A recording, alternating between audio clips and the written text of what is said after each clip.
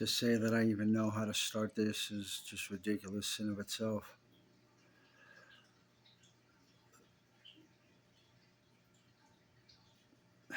To come to terms with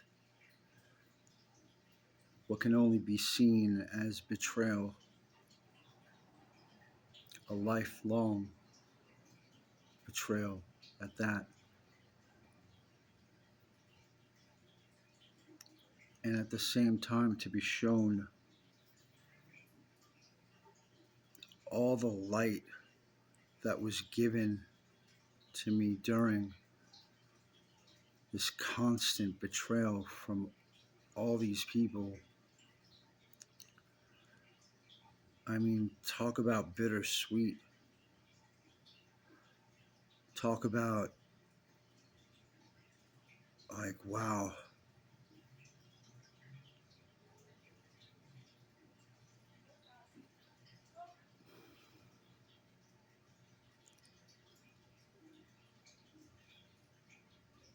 Trying to process this is going to take me a lifetime to do so. And I make this video now just as a memory marker for where and how it began for me.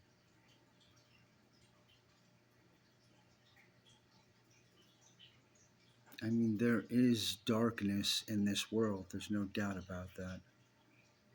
There is absolute, beautiful, divine light in this world, and there's no doubt about that. To connect and resonate with something in my life in such a profound way, and to experience the experiences that I had and the manner in which I went through all of these experiences, and the manner in which what I attained introspectively after each and every one of these experiences is so profoundly dumbfounding to me to even begin to try to articulate any sense of this form of experience, is to understand that it won't come out fully in an articulated manner, but instead I know that speaking about this, it will resonate with those who it needs to resonate with, and will do what it needs to do for whomever comes across this video.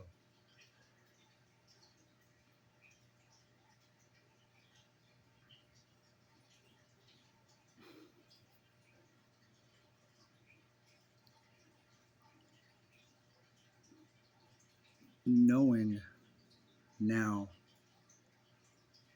that my life was pretty much preordained to happen exactly the way it's happened is kind of a mind fuck in of itself.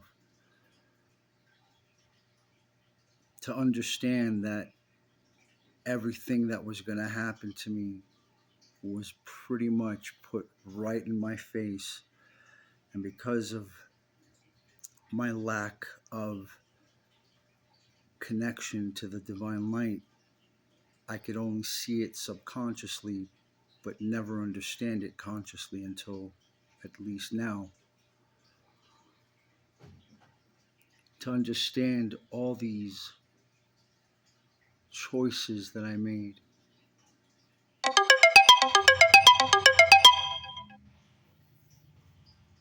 I am asserting the mastery of my real self.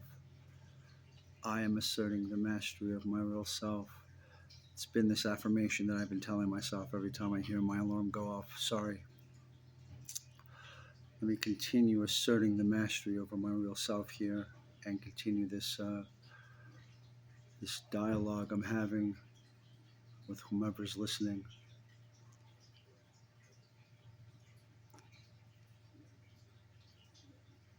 I was shown very clearly there's no way anybody would ever be able to take this understanding away from me, exactly how my life was written specifically for these events to occur, not specifically, though, adhering to any of the choices I made. Meaning, my entire life, I have been put forth intentionally with these situations of such massive magnitude to give my soul and my physical embodiment of that soul the opportunity to express itself in a pure hearted sense. And it seems as though I have done so masterfully, unbeknownst to me until this moment. And what I mean by that is, here's an example. It's a big one, but it's a pivotal moment in my life. I'm going to say this story, and then I'm going to end this video on this story, because I can talk for a lifetime and you guys can probably listen for a lifetime, and that's not the point right now. The point is just to express this one event in my life that set the foundation to my loving, moral standpoint in life. I grew up in a family where I was pretty much treated like the outcast, to such an extent that if you felt the same way, I understand how you feel.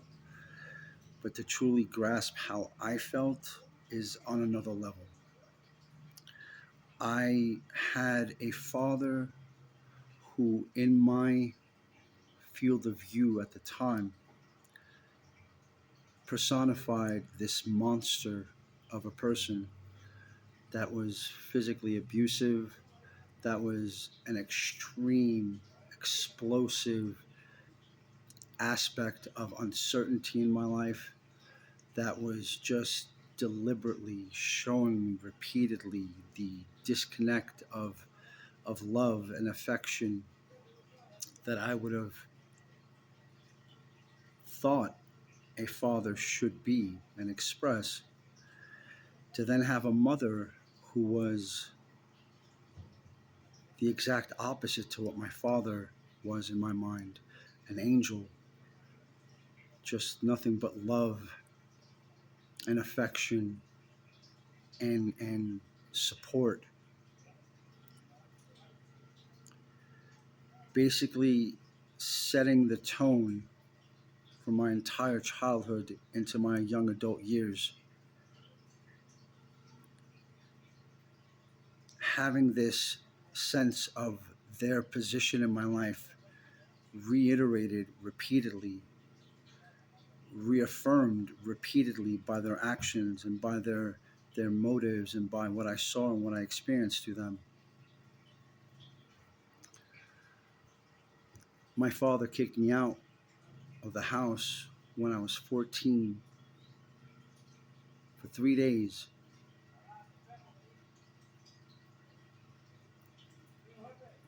That made me question my family's actual emotional connection to me. I mean, I basically found myself asking, is this what love is? My father tosses me out into the street because I have an opposing view to his standpoint. My mother doesn't come out to come get me, to save me. She doesn't stand in front of my father to protect me. So I excuse her actions as somebody who's afraid of her husband. I find myself alone in the dark, questioning this thought.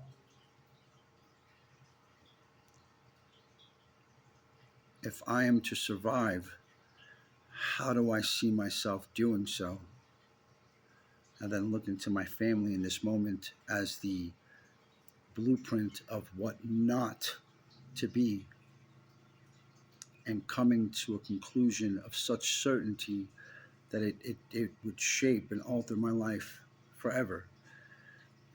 I asked myself at 14 what it is that I need for me to push through this and keep moving forward.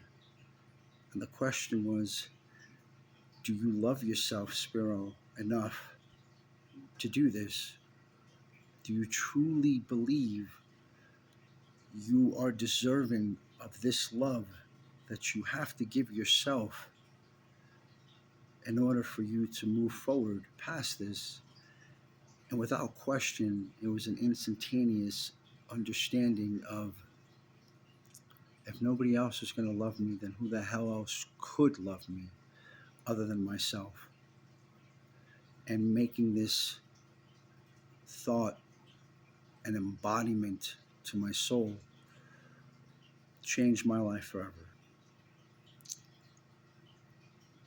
I would then later go back to the house on my own accord, having stayed out there for 3 days in a park that was literally 5 blocks away from my house. I walked to this park after I had gotten kicked out and just did this soul searching at 14. Slept at the park. It was during the summertime. Watched the people going by and coming to this revelation of the importance of self-love, and finding myself sucking up what it was that I had initially argued with my father over, going back and conceding to his will so that I could have a roof over my head.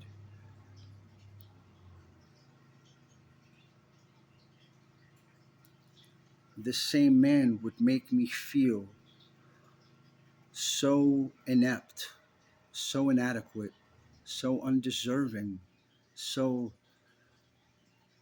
pushed away and kept at arm's length from him, and consequently from the family. Not really ever truly understanding at that moment, why was this happening? Why is this happening to me?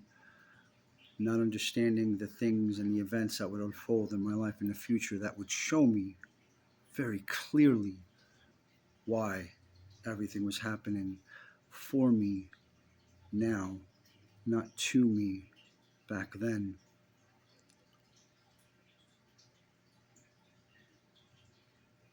I faced major adversities and major traumas and major health issues and major situations in my life that stemmed from young adulthood, like 19, 20, right out of college. Right out of high school.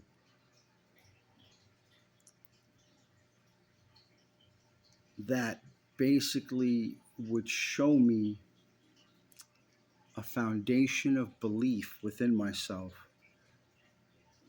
that would be another stepping stone and a foundation of my life that I had last paved any stones onto from that moment that I chose unconditional self-love. The next thing was unconditional awareness of my ability to accomplish whatever it was that I needed to.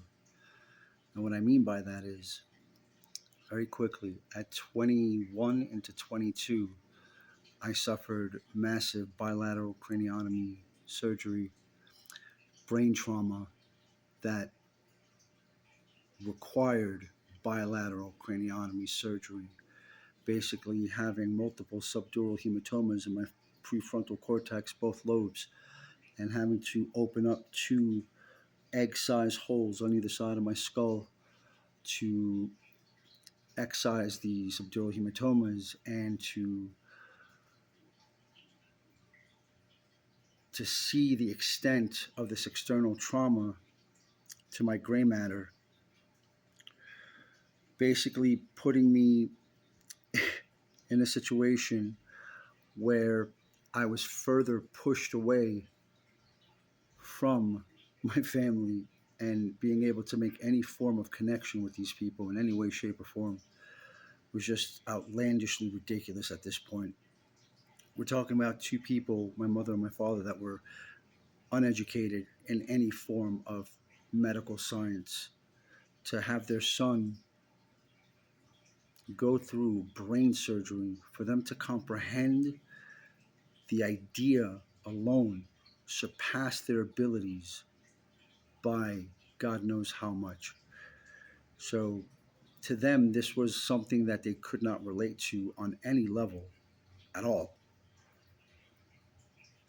and thus kicked in their old ways of dealing with me, just kind of dismissing me, kind of pushing me off to the side, kind of not allowing me to be at all comfortable in any of this experience, to such an extent that after my brain surgery and after this massive ordeal, that again will be in another video, I'm just trying to give you an overlay here.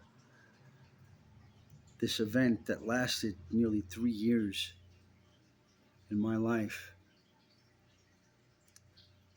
culminated in me achieving something so fundamentally impossible by the standard of medical studies and knowledge that when I make the video, you'll see what I'm talking about.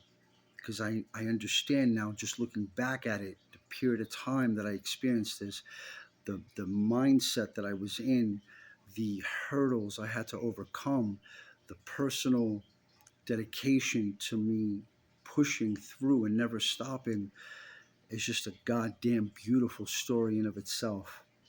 But it keeps going. It keeps going. It always does. After achieving these momentous accomplishments in my life on my own, by myself, I was then put in another mindset that was on another level to the previous on another level mindset I was already at, just exponentially soaring past the previous accomplishment in such profound ways that's just absolutely amazing for me to understand today. I find myself at age 26 in New York. I am a manager at General Nutrition Center. I'm pulling in top dollar commission because of my incredible connection with my customers. I held at the time the highest um, commission check to any employee of GNC, and I'm pretty sure I did it for 6 months straight, making this incredible sales that ended up being a 6-month sale to an overseas old age home that was located in China that I had masterfully and unknowingly created out of sheer kindness of my actions with the people that I was working with. And it was such an amazing, incredible sale. And at age 26, year is 2006, and it's October. It's got to be like October 20th, 21st, whatever it was. It was a Sunday, and I'm at work. Now, mind you, for 2 years straight, I hadn't really been a part of my family. My father kind of made it clear that he wanted me separated from everybody, and so I kept as true to his word as I could. I still, on the side, would see my mother occasionally once every month or something like that for lunch. But for the most part, I was disconnected from my family. I didn't talk to my sister. My sister didn't talk to me. I didn't talk to my father. My father didn't talk to me. And my mother was a very sparingly type experienced conversation, like I said, once a month, if that. So I find myself at GNC closing the store out. It's towards closing time. And I get a phone call And upon picking up this phone call and answering it, I'm in the store entirely by myself. All my employees had left. It was just me. Literally, it's closing time.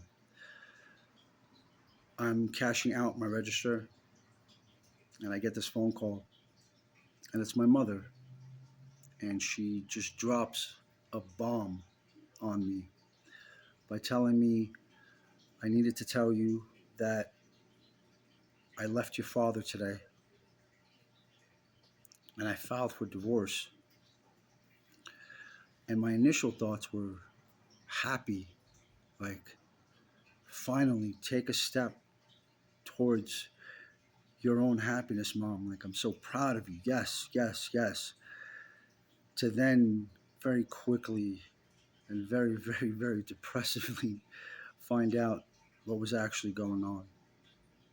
And to hear my mother tell me how her and my sister had snuck out of my father's life behind his back for the last 2 weeks, removing their things behind his back and keeping the facade up of everything being perfectly fine and good. There's no problem, there's no issue. And culminating into my mother and my sister moving out together into their new apartment. And when I found out that it was my mother and my sister, and the way it was said to me, I instantaneously knew what was happening here in such a clear flash of clairvoyance and of psychic connection that there was no way in hell anybody would show or change my mind. I knew what was going to happen. It was not even minutes into the conversation. What flashed in my mind was my sister's manipulation in this whole ordeal, and how this whole event was going to end in my mother's demise, that she was going to die from this.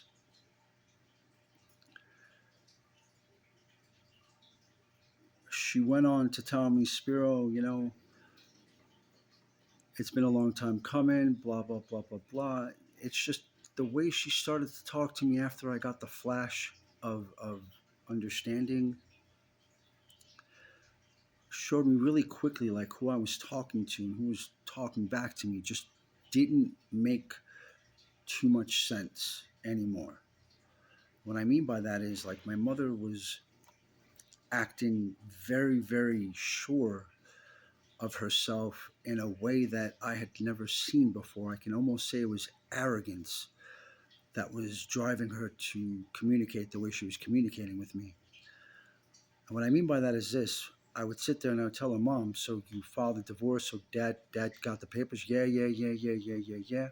So where are you guys staying at? What's going on? What should I do? Because in my mind, I'm playing back every moment of my childhood and my young adulthood when my father very clearly and emphatically repeatedly said, if this family falls apart, I'm killing everybody.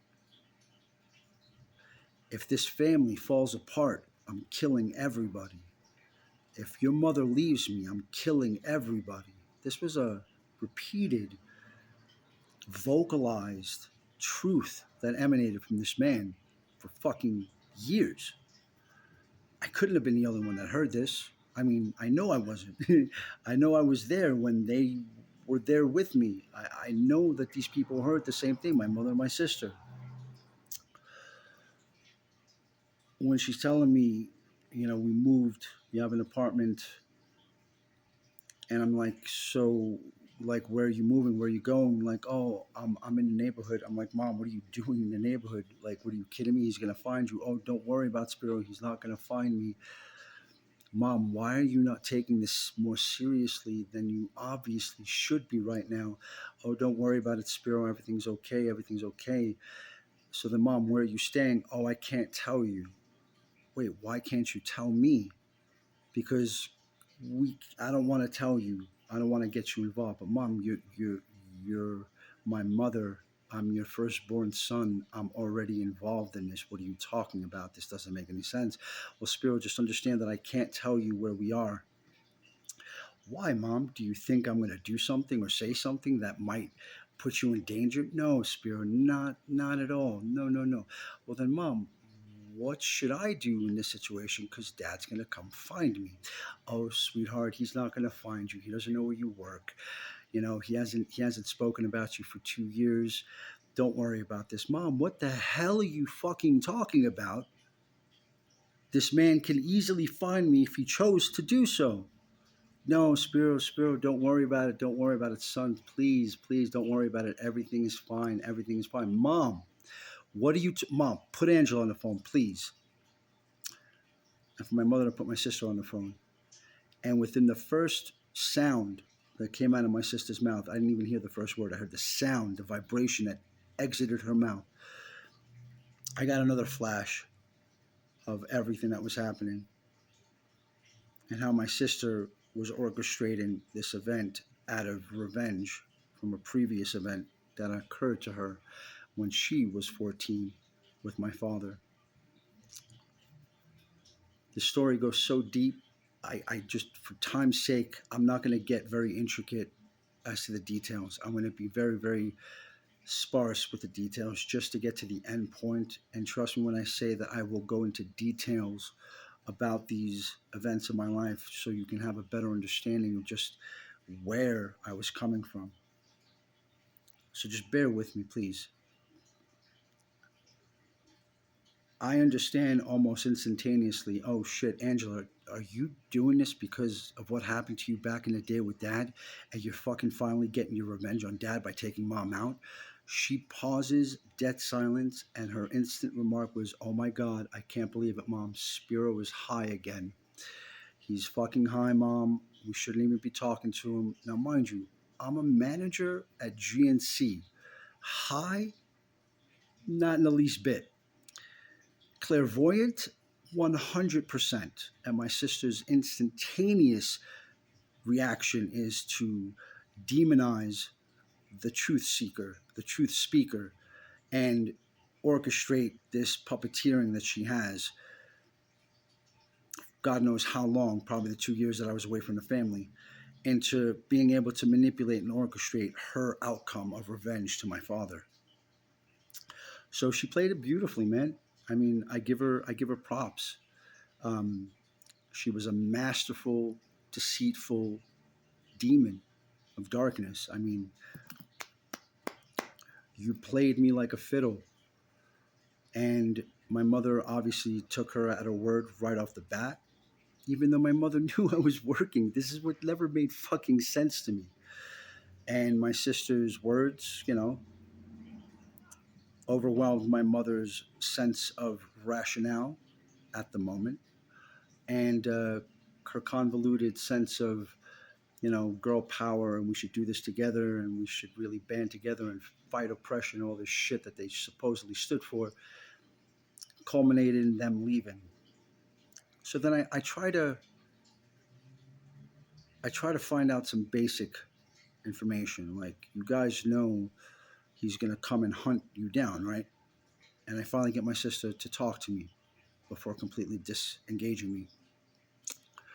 She starts laughing. She goes, Spiro, he's all talk. He ain't gonna do nothing to us. That person that he likes to act like he is nothing but a show. Angela, are you fucking kidding me? This is coming from the mouth of the same person who got her ass dragged by her hair from one end of a bowling alley all the way through to the exit out the front door and into a fucking car in front of tens of people, 50, 60, 70, 80 people, in which not one person stopped, got involved, or did anything. Or even thinking back, they didn't even acknowledge what was happening to you because of what you actually represented. And you're telling me that event didn't stick with you as Pops having pretty serious dedication to what he believed in. Okay, as if that wasn't enough, as if the other moments of him coming out of the woodwork to snatch your ass up in front of hundreds of students at a school and to toss your ass in a car and bring you back home to handle what it was that you had caused him to react that way. And none of this resonated with you. It was like these events never occurred. Okay. Laughingly, dude, laughingly, joking at this man's just mislabeling him and his potential, and me going to straight to the question that I really needed an answer to. It was like, did you get rid of the last two guns behind the fridge that you all know were there? No, why the fuck would we get rid of those guns? He ain't gonna do nothing. You know what? Let him fucking use it on himself. Her exact words. Mother gets back on the phone, says, Spiro, I'm gonna go now. Don't worry about anything. Everything's going to be fine. Mom, he's going to find me. Don't worry about it, Spiro. He's not going to find you. Mom, he's going to fucking find me. What are you talking about here? Please, you're not making any sense, Spiro. I have to go. I love you. Click. It wasn't 5 fucking minutes from hanging up where I was like, okay, I got to close the store, man. I got to get the fuck out of here. And I pick up the cash register that I had just counted out. And in my hands, and to my left, I see my father open the door and walk into the store. And I drop my cash register on the floor, and I'm frozen now, locked in place, just fucking locked. I see my father come into the door. He looks at the door. He sees where the bolt is. He bends down. He bolts the door shut. He looks right past me, and he scans the store, walks all the way to the back of the store, walks into the back office, makes sure the place is empty. I am locked in fear and terror right behind the cash register, and to have him walk right back and to stand in front of the cash register, and for me to just be like, all right, this is a moment in your life that you are literally living, that you are now facing your father in a manner in which your life could end right here, right now. What do you want to do? So I decided to do what I always do, just be honest. Before he even said a word, I said, Pops, I literally just got off the phone with her. You can star 69, but I don't think it's going to show her number. She told me today, for the first time, that this is what she did to you. I don't know where she is. I don't know what she's doing. I don't fucking know anything of the sort. This is all of the information that I have for you. That's it. He proceeds to digest what I just said and says, pick up the register, finish what you need to finish. You're coming home with me. I'm like, okay. All right. So I finish what I'm doing, get in the car, and it's just fucking silent, dude. Just silent in such an eerie fucking sense. So incredibly just silent. We go back to his house, and again, I'm not going to get into details, but for a week straight, I'm pretty much held there. Not necessarily against my will, but initially, yes. The first day, yes. Absolutely against my fucking will. Because I didn't know what to expect. That first night that I was there and I fell asleep saying to God, God, I might not wake up tomorrow on this land. I might be killed in my sleep because of what's going on between my mother and my father. Please help give me the strength to see myself through this. And he did. He gave me the strength. And I experienced something for a week that, again, I will talk in great detail when I make a specific video pertaining to that. The week I spent with him trying to mediate between my mother and my father ended in my father telling me on Saturday, I was taken in Sunday. Spent Sunday, Monday, Tuesday, Wednesday, Thursday, Friday, Saturday. I spent with my father for a week, dude. I didn't contact work. I didn't speak to nobody. It was just me and my father for a week fucking straight. Until Saturday when he said to me, Spiro, come on, get ready. I'm going to take you back home. So fucking surreal. He drives you back, and at the time, my father lived in Brooklyn and I lived in Manhattan. He dropped me off in Manhattan. And before I left, he took off his ring that he had bought when he took a vacation with my mother to New Mexico. I'm sorry, to Cancun, New Mexico. And said, I want you to have this. Again, for reasons you'll find out with the other stories, was such an incredible ending to have with my father that ended with him saying, I love you and I'm proud of you. And to go home and to remember that the last words I told my mother were, Mom, I love you. I hope everything works out okay. And to wake up the next day, which was Sunday, and to receive a phone call that my father had found where my mother was at because a return of address was sent to my father's house. So he knew exactly where she had moved to. And the return of address occurred after he had dropped me off. He received this Saturday morning, but Saturday night when he dropped me off, he didn't find it until after he had dropped me off. That's when he came home and found the address, and consequently spent the entire night sawing off a shotgun. And the next morning, finding a friend that he would convince to let him borrow his vehicle for whatever purposes he told him he needed it for, to have him drive to the location where my mother was at, and to sit and wait and to see my mother coming out of the house to receive a housewarming gift from a friend of hers, Dr. Diatri,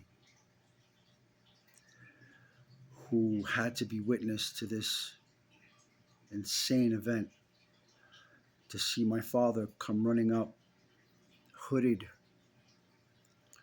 to approach my mother and to say whatever it was that he said in Greek, and my mother to be holding her housewarming gift. And the first shot had to have been what I can only assume was a dud. The shot, kind of didn't do anything internally to her, just kind of hit the stuff that she was holding. And as Dr. Diatri said, it looked like confetti. It just kind of blew out. And for him to speak Greek words to her that he didn't understand, and for my mother to be screaming, no, no, no, no, no, and for my father's last move to extend his arm out, having the shotgun in his sleeve, now bringing it out completely, and Dr. Diatri saying that it was about 6-7 inches away from her neck, and for him to pull the trigger and for her life to be ended right then and there, instantaneously. And for my father to go running back to the vehicle to go reload, and for Dr. Diatri to run across the street, banging on the door for help. And I'll never forget his words. He said, Spiro, was the craziest thing. This woman came out and she's like, if he's going to kill you, fucking let him kill you out in the streets. Get off my porch. And for my father to be running back to go reload, for him to go to the vehicle, reload the weapon, to come running back, and for Dr. Diatri to still be in such a moral, fucking heartfelt place, run towards my father screaming, don't, as my father got on his 2 knees over my mother's body, crisscrossed, ate the gun, and blew out the back of his brains and laid on her murder-suicide.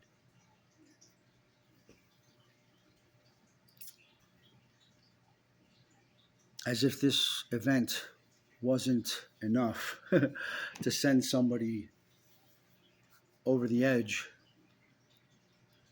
I find myself now in a situation where taking care of the funeral arrangements and all that,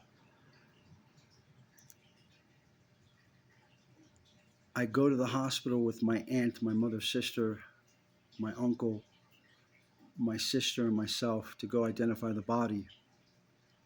And I was the one that offered to be the one to identify the bodies, and was shown pictures to confirm that it was who they were, and to have those images burned into my mind, both mother and father. And after that situation to occur, to have this weird thing happen where they were like, so what would you like us, where would you like us to send your father's body? We know where to send your mother's, where are we sending your father's? And for my entire family to be like, flush him down the toilet, we don't give a rat's ass, we ain't taking care of him, fuck him. And for me to be kind of lost at that reaction, like it didn't feel right. I didn't understand why, but it just didn't feel right. And for me to follow my family out the door and to have this sense of something's wrong here, like, overwhelm me, to where I questioned what it was that was happening.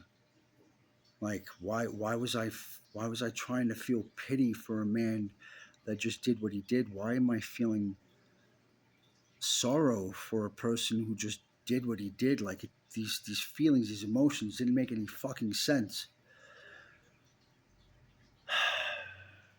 To see over the course of the next couple of days, as we got the funeral stuff taken care of for my mother, taken care of, that not a single person, family or otherwise, came out to do anything for my father, period. I'm talking about family and friends of his that all turned their back, like, instantaneously because of his action, because of this event, just literally demonizing this man's entire existence, that they were able to do so from a single massive event that they couldn't understand, even if they tried, what was being done in his mind, but let alone be able to demonize him for it. On top of that, just didn't fucking resonate with me. So God put me in a situation where I found myself asking a question that I never thought I would ask. Like, Spiro, is this fair to happen to a man? For all intents and purposes, is and has always been a monster to you, is and has always treated you above everybody else the most horrendously that you can think of. You're sitting here asking yourself this question, is this fair for him? And I was. There was no denying that that question was billowing through my mind nonstop, to the point where I knew the only way that I can come to any form of peace with this was to answer the fucking question. And if I was going to answer this question, I was going to do it sincerely, or else why the fuck bother at all? So here I am. The man, for all intents and purposes, has the most reason to demonize this man because of the actions that he put me through. The person who has the most reason to say took everything away from me that I held dear and loved, like my mother, my sister, so on and so forth. And I'm asking myself this question: is there any way that I can see this man in any other different light? other than what I've being made to see him in based off of his actions. And like another flash, I said to myself, Spiro, do you value your life in any significant way? And the answer was an astonishing yes, of course. I love myself unconditionally. And Spiro, from this point of understanding, now look at the picture for the greater whole, not for its specific lower point of view. So instead of looking at just my father, I looked at my father and my mother and said to myself, well, if I love my life so unconditionally and I know the value it holds, then I owe my life and all its value to my mother and to my father. And just from that alone, don't I owe a debt of gratitude to both of them for my own existence? Yes, was an astonishing, bright colored answer. And if this yes is true, where does this yes emanate from? Unconditional love for myself starts from unconditional love from the parents put onto me. So I was in this situation where by myself, I chose to see my father not for the monster that he was in the actions that played out, but instead chose to see him as the whole picture of what it was that I was and what I respected and what I loved about myself that I can place upon both of them equally and say to myself, because of this, I can take care of my father's body. I have to do something. And what I did would change my life forever.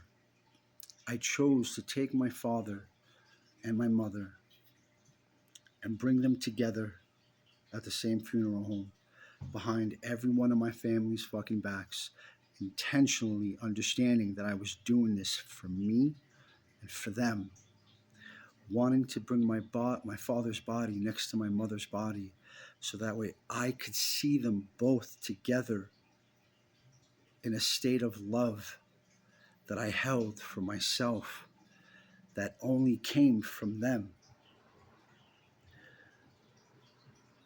I chose to put them together one last time before they parted ways forever so I could choose love as my reason for superseding everybody else's monstrous demonic placement of my father, to accept that it was my choice and how I would say goodbye to them. Nobody was going to do that for me. Nobody was going to let me know how I was going to say goodbye to my fucking mother and my fucking father. Not anybody. To such an extent, to say that it was easy to bring his body to the funeral home is a joke. I did that shit like it was a badge of honor to do so, because it ended up being a badge of honor to do so. Choosing not to hate and choosing instead to love brought me into my own light. Needless to say, the moment I saw them two together and I was able to see them for the love that I wanted to see them in, I mean, the moment this happened, I turned around and walked away. And mind you, I had told the people at this funeral home not to say anything to any of my family or anything like that. I didn't want this getting out. But the second I made peace with both my father and mother, the way I chose to, I saw one of the employees talking to a family member, and I knew instantaneously like this was getting out, and preemptively chose to jump on a stepping stool and scream out to my family and say, I brought my father's body here out of love for both my mother and my father giving me life. And I hope you all can understand that this act was an act of kindness and love, honoring both my mother and my father for my life, not one over the other. And like a wave of shit, my entire family, which was the majority my mother's side,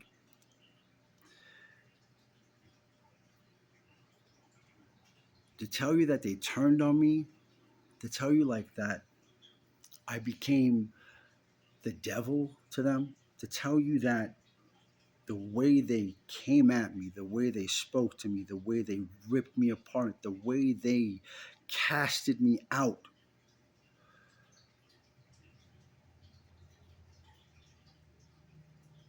was just more evidence to me having done the right thing for myself and having made the right choice.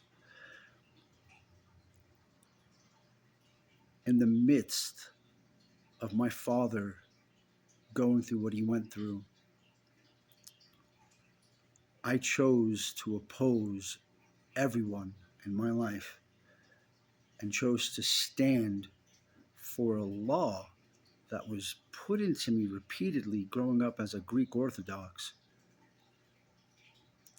and seeing just how outlandishly full of shit my entire family was when push came to shove, what honoring thy father and thy mother truly meant, as opposed to what they chose to assume were capable of understanding, but not at all when it actually came to witnessing what that really meant when a human being believed that, and it was represented by me.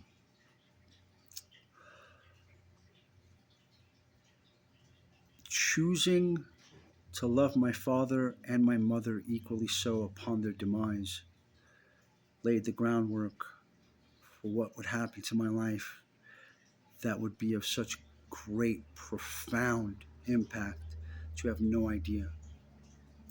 It's the moments we're put into that, for the love of God, there's only one choice in doing what's right, and that is putting yourself in a position to remove your ego and your sense of self into seeing from a higher perspective what the greater good is at the time, even if you don't know why you're doing it, because I sure shit didn't know why. All I knew is that me coming to terms with loving them both equally was never going to be shaken by anybody. That was all that I understood. After that point, it took me quite some time to get to understand what it was that was really needed to be happening for me to understand fully what it was that I did that day. And trust me, I was shown very clearly what it was that I did that day. So let me leave it here. This was a really big, just I needed to get this off my chest. I needed to start somewhere, and so I started here. I'm going to try and to make videos according to my experiences to the most truthful degree possible, because that's where I stand off of my own moral standpoint, and express from my heart the events that caused this profound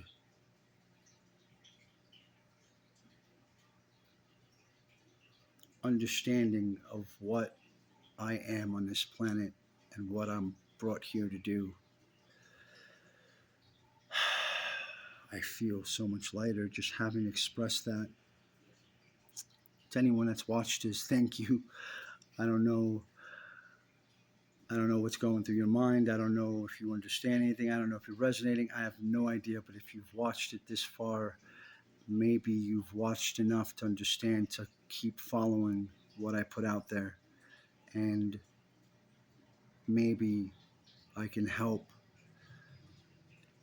enlighten certain things of your life that were not made clear to you through my own life's experiences. Thank you so much for watching, and I can't stress enough when I tell you, no matter what's going on around in your life, as long as you come from a place of believing yourself, you can't go wrong. I love you, and please take care of yourself.